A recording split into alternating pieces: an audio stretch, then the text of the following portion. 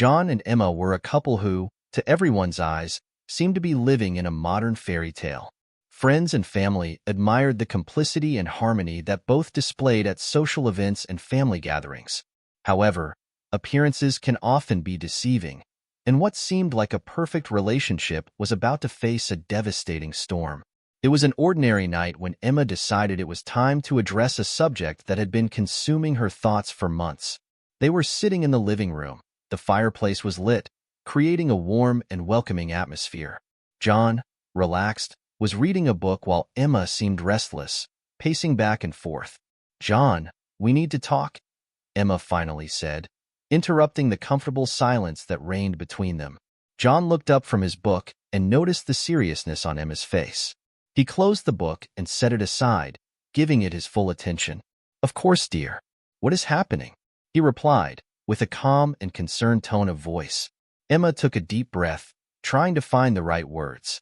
She knew what she was about to say could change everything, but she felt like she had no other choice. "I've been thinking a lot about us, about our marriage," she began, hesitating. "And I think an open relationship could be the solution to some of our problems." John's expression instantly changed from curiosity to shock. He blinked several times, as if trying to process what he had just heard. "An open relationship?" he repeated, incredulously. "Are you serious, Emma?" Emma nodded, her eyes searching John's, trying to convey the sincerity of her feelings. "Yes, John. I think this could save our marriage. Give us a new breath, a new perspective. I really believe this." John stood up, unable to remain seated. He began to pace the room, feeling as if the floor had been lifted from beneath his feet. "Save our marriage?" he repeated, with a bitter laugh. "Emma, where's this coming from? Why do you think we need something like this?" Emma bit her bottom lip, knowing the next part would be even harder. "Because I met someone, John. His name is Mark. And I'm in love with him." John's initial shock was replaced by deep pain and a sense of betrayal. He stopped walking and looked at Emma, his eyes filled with a mix of disbelief and hurt. "Do you already have someone?" His voice was now a whisper, filled with pain. "And you want me to accept this? That I agree to share you with another man?" Emma reached out, trying to touch John's arm, but he backed away, as if her touch were poison. "John, please try to understand. I love you. I really love. But I also love Mark. I don't want to lose any of you. I thought we could make this work." John shook his head, feeling increasingly betrayed. He needed answers. He needed to understand how everything had gotten to this point. He decided to investigate Emma's intentions further, determined to find out who this Mark was and what kind of influence he had over his wife. In the days that followed, John immersed himself in a silent investigation. He scoured messages, emails, and social media, trying to piece together the puzzle. And the more he discovered, the more he felt the weight of betrayal. Mark wasn't just a lover. He was a constant presence in Emma's life, someone with whom she shared secrets, dreams, and desires that John thought were unique to their marriage. Finally, armed with all the information, John confronted Emma once again. This time, there was no initial calm. He was hurt, humiliated, and determined to get answers. "Emma, I know everything about Mark. I know how involved you were with him.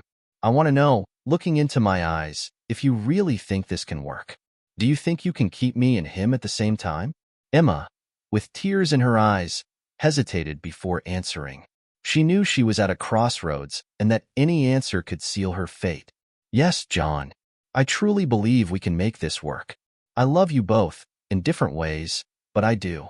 But for John, Emma's response didn't bring comfort, it only intensified the pain.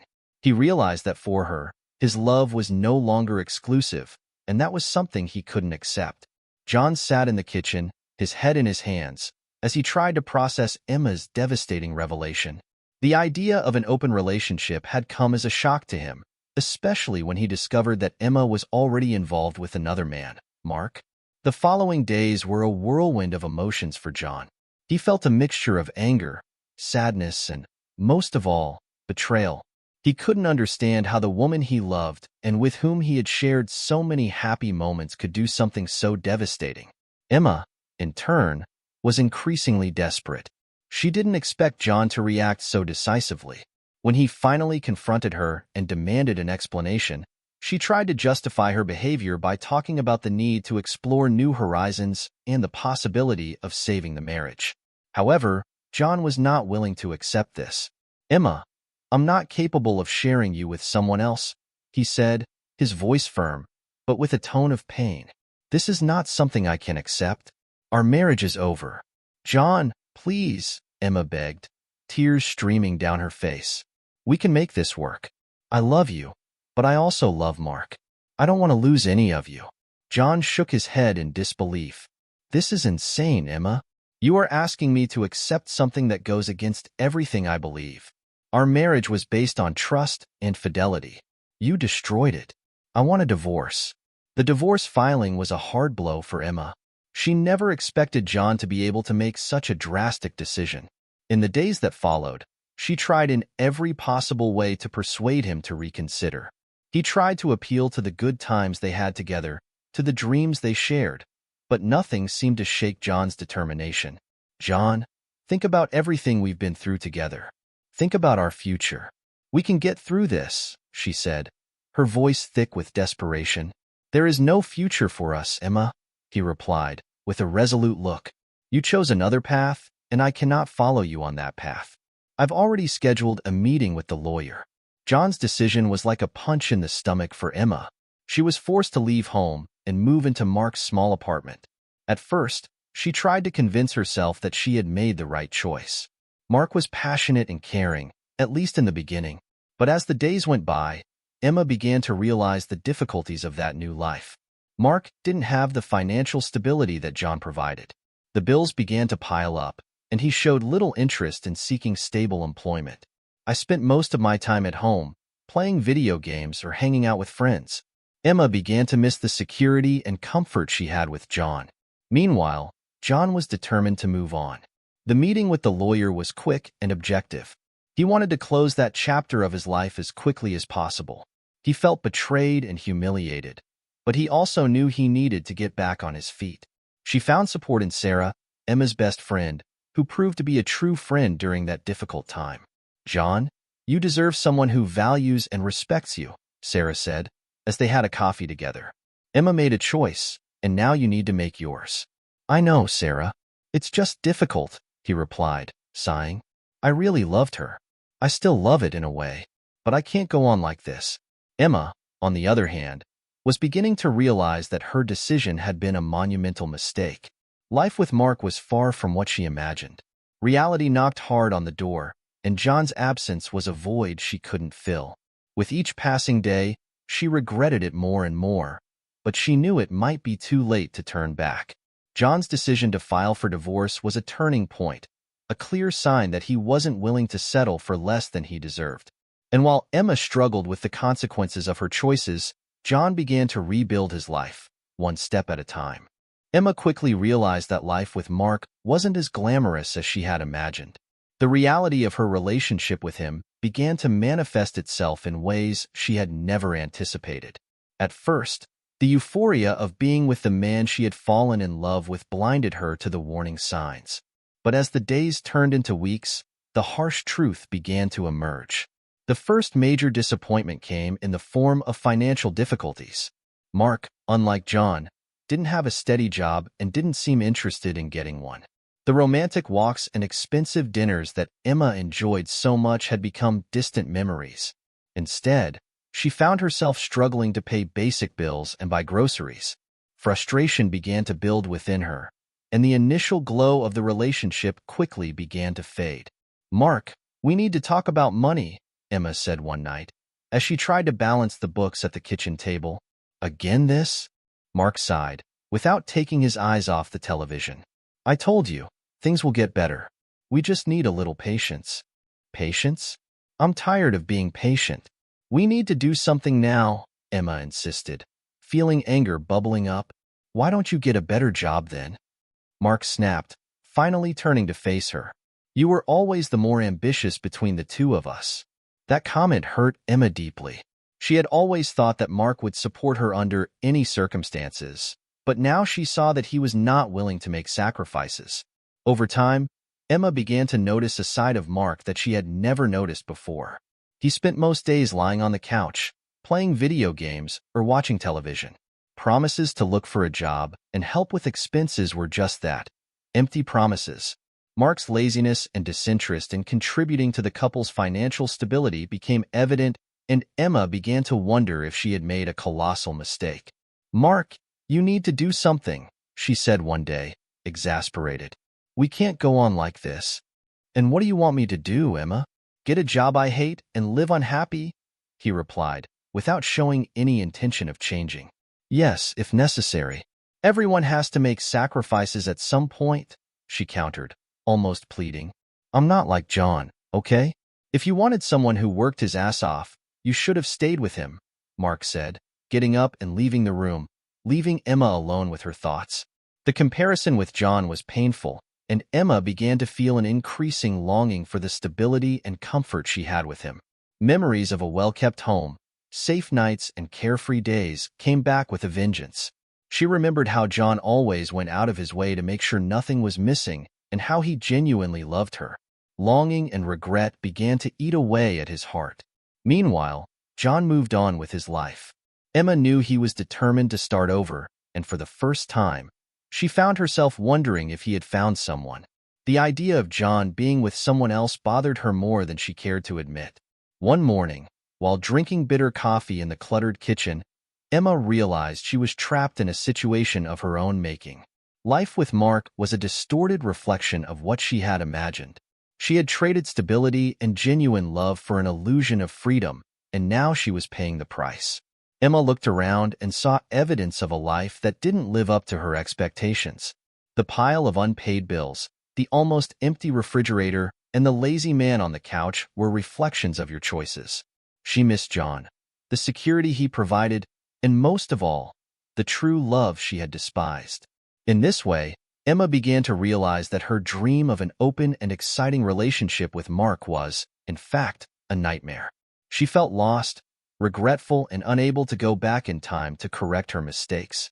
The harsh reality was that life with Mark was not nearly what she had expected, and she was beginning to understand the value of what she had lost. John was determined to put himself back together after Emma's devastating betrayal. He began to dedicate himself more to his work, immersing himself in projects that previously seemed like routine tasks. His performance at the office improved considerably, which did not go unnoticed by his superiors. As the days turned into weeks, John felt like his life was starting to take a more positive turn. Outside of work, John found support in Sarah, Emma's best friend. She initially sought him out to offer a shoulder to lean on, and, little by little, the friendship between the two grew stronger. Sarah had always been a welcoming and empathetic presence, and her company was a relief to John. They went out for coffee, walked in the park, and talked at length about different subjects, always avoiding mentioning Emma. "You're doing great, John. It's admirable how you're handling it all," Sarah said one afternoon as they walked through the park. "Thank you, Sarah. Your company has been fundamental. I don't know if I could face all of this alone," replied John, smiling gratefully. As time passed, the relationship between John and Sarah deepened in unexpected ways. What started as a supportive friendship evolved into something more. They were often together, and the connection between them became more and more evident. It didn't take long for feelings to blossom, and they started dating. Meanwhile, Emma's life with Mark continued to fall apart. Mark, who initially seemed like an exciting adventure, became increasingly lazy and uninterested in working. Emma felt the pressure of financial difficulties and the lack of stability she previously had with John. Increasingly dissatisfied, she began to realize that she had made a colossal mistake in leaving John for Mark. One day, while scrolling through social media, Emma saw a photo of John and Sarah together. They were smiling, clearly happy. The sight came as a shock to Emma, who felt a mixture of fury and regret. She had never imagined that John could move on so quickly, much less with her best friend. "I can't believe he's with Sarah," Emma exclaimed angrily as she showed the photo to Mark.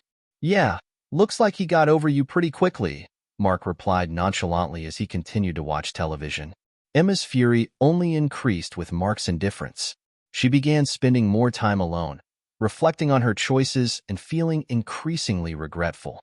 Memories of happy times with John invaded her mind, making her realize how much she had missed. Meanwhile, John and Sarah were increasingly involved. They shared dreams, made plans for the future, and felt a connection that went beyond anything they had ever experienced before. Mutual support and understanding were the basis of their relationship, and they were both happy with the new phase of their lives. "I never thought we'd find something so special, Sarah," John said, holding her hand over dinner. "Neither do I, John. But I'm so glad we found it," Sarah replied, smiling. Emma, on the other hand, was increasingly isolated. Her relationship with Mark was deteriorating quickly, and she felt the weight of the consequences of her choices. With each passing day, the regret became more unbearable, and the vision of John moving on tormented her. John's rise, both professionally and personally, was evident. He was more confident, happier, and more fulfilled than ever before. Sarah's presence in his life was a balm that healed the wounds left by Emma's betrayal. And while he built a new future, Emma faced the emptiness of her own decisions, aware that there was no going back. Emma knew she was living an illusion with Mark. His financial difficulties and careless behavior constantly reminded her of the stability she had with John. Increasingly regretful, she decided she needed to try to reconcile. That afternoon, Emma got ready meticulously. "I knew I needed to be impeccable to face John." She went to his house, now decorated in a way she barely recognized, and pressed the doorbell. When John opened the door, he was visibly surprised to see her. "Emma, what are you doing here?" asked John, with a restrained but clearly uncomfortable tone. "John, please, I need to talk to you." "It's important," Emma replied, trying to maintain her composure. John hesitated for a moment, but then opened the door and let her in. They sat in the living room, the tension between them palpable. "What do you want, Emma?" John asked, straight to the point. Emma took a deep breath, trying to find the right words. "John, I made a terrible mistake. I thought I was doing the right thing, but now I see how foolish I was. I'm sorry about everything. Please give me a second chance," Emma begged, tears beginning to stream down her face. John looked at her for a moment, absorbing her words. He shook his head slowly, as if trying to understand how she could have gotten to that point. "Emma, you can't just undo all of this. You betrayed me, humiliated me, and expected me to accept a relationship that doesn't make sense to me. I moved on. I'm happy with Sarah now," John said, with a firmness that Emma hadn't expected. "But John, we've had so many years together. I know you still have feelings for me," Emma insisted, desperately. "What I feel for you now is pity, Emma. Too bad you destroyed everything we had for a fantasy. Sarah made me realize that I deserve to be happy, and she is the one I want to be with," John replied, categorically. Emma felt a lump in her throat. She knew John was serious, but the pain of seeing him so far away was unbearable. "I know I messed up, but can't you give me a chance to make things right?" Emma asked, almost in a whisper. "No, Emma. There is no turning back. I hope you find your way, but that path is no longer by my side," concluded John, standing up and indicating the door. Desperate, Emma left John's house without looking back. She knew she had lost the best thing she ever had in life, and now she needed to deal with the consequences of her choices. But Emma wasn't ready to give up so easily. Over the next few days, she began trying to infiltrate John and Sarah's lives in any way possible. She would show up in places she knew they would be, leave insinuating messages on John's social media, and even try to cause discord among their mutual friends. However, each of his attempts failed miserably. John and Sarah were closer than ever, and Emma's every attempt only served to reinforce the trust and love they had for each other. One night, Emma went to the restaurant where she knew John and Sarah would be having dinner. She approached their table, trying to hide her anxiety. "Can I talk to you, John?" Emma asked, completely ignoring Sarah's presence. John sighed, clearly exasperated. "Emma, that's enough. You need to accept that it's over. Stop trying to interfere in my life," he said firmly. "But John, please," Emma began, but was interrupted by Sarah. "Emma, you need to stop this. It's already getting pathetic. We are happy, and nothing you do will change that. I suggest you walk away before things get even worse for you," Sarah said, with frightening calm. Emma felt the ground disappear beneath her feet. She knew she no longer had a chance. With a heavy heart, she walked away, finally realizing that her attempt at reconciliation had been in vain. Sarah sat at the kitchen table, her eyes burning with fierce determination. The morning sun streamed through the window, illuminating her face as she analyzed the latest evidence of Emma's sabotage attempts. Photos, messages, and even voice recordings were spread out in front of him. John entered the kitchen, his gaze worried when he saw what she was doing. "Sarah, this is going to break her," John said hesitantly. "She's trying to ruin our happiness, John." "I can't let this go," Sarah replied, her voice firm and determined. The tension in the air was palpable. Sarah knew she had to face Emma once and for all. She picked up her phone and called her ex-best friend, arranging to meet at a discreet cafe in the city center. Hours later, Emma arrived at the cafe, her face pale and tired. She was visibly shaken, guilt and despair reflected in her eyes. Sarah was already sitting, waiting for her with an implacable look. "What do you want, Sarah?" Emma asked, her voice shaking. "I want you to stop your pathetic attempts to destroy my relationship with John," Sarah replied coldly.